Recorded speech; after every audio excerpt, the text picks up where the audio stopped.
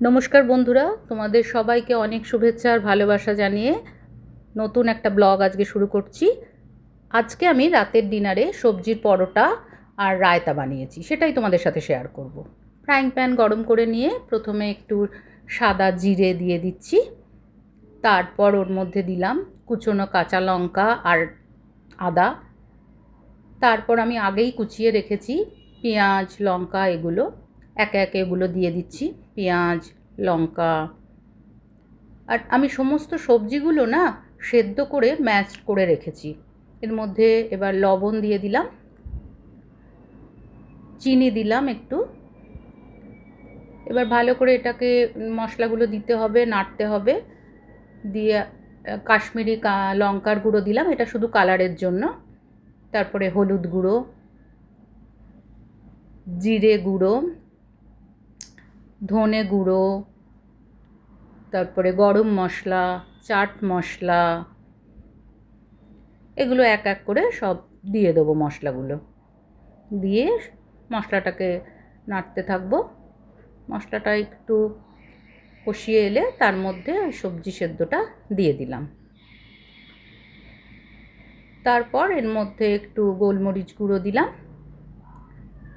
আর একটু চাট মশলা দিয়ে দিলাম। দিয়ে কিছুটা শুকনো করছি। শুকনো করার পর তারপর আগে থেকে ধনেপাতা কুচিয়ে রেখেছি, সেই ধনেপাতাটা ছড়িয়ে দিলাম। এবার আর একটু শুকনো করে নিলাম।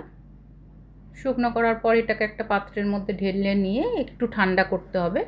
তারপর এর মধ্যে ময়দা দিয়ে আস্তে আস্তে ওটাকে মেখে নিতে হবে। ময়দাটা একটু আসলে শুকনো করলে ময়দাটা একটু কম লাগবে, আর যদি শুকনো না ভালো হয় তাহলে একটু ময়দাটা বেশিই লাগবে। তারপর আস্তে আস্তে একটু একটু হাতে ময়দা নিয়ে সমস্ত লেচিগুলোকে বানিয়ে নিলাম। তারপর প্যান বসিয়ে দিয়েছি গ্যাসের ওপরে, ওটা গরম হচ্ছে, ততক্ষণ আমি এটা বেলে নিচ্ছি। নিয়ে বেলে নিলাম। যদি দেখো একটু গুটিয়ে গেছে তাহলে একটু হাত দিয়ে ওটাকে একটুখানি ঠিক করে দেবে, চারিদিকটা সুন্দর করে গোল করে। তারপর একটু আগে ভালো করে ভেজে সাদা তেল দিয়ে মুচমুচে করে ভেজে নিতে হবে। দেখতেই পাচ্ছ। আর এটা দেখো আমার রায়তার রেসিপি। রায়তা শুধু দই ফাটিয়ে নিয়েছি, তার মধ্যে শসা কুচনো দিয়েছি আর গোলমরিচ গুঁড়ো আর একটু ভাজা মশলা, মিষ্টি, ব্যাস, আর কিছু না। এবার দেখ খেয়ে কেমন হয়েছে।